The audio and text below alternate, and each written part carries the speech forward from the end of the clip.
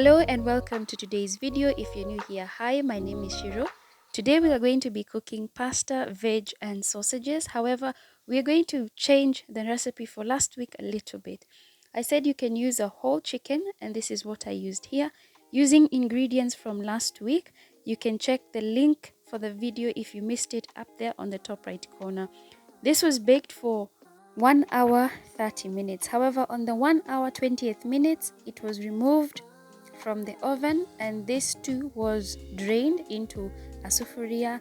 We added cornstarch as well as a beef cube to it, and we stirred and let it boil for about 5 minutes. So this will be the gravy. For the potatoes, we added salt and then turmeric, let it boil for 15 minutes, make sure it doesn't become too soft, and then we fried it for some time so that it becomes crisp at the top. An alternative would be to use Royco after the potatoes had been boiled. Coat the potatoes with Royco after they're boiled and then you fry them. Every little thing got a price, that's what I thought, that's what they taught. Yeah, I'ma take my chance till I drop. You know this ain't the time for the two of us. Ooh, I ain't got space.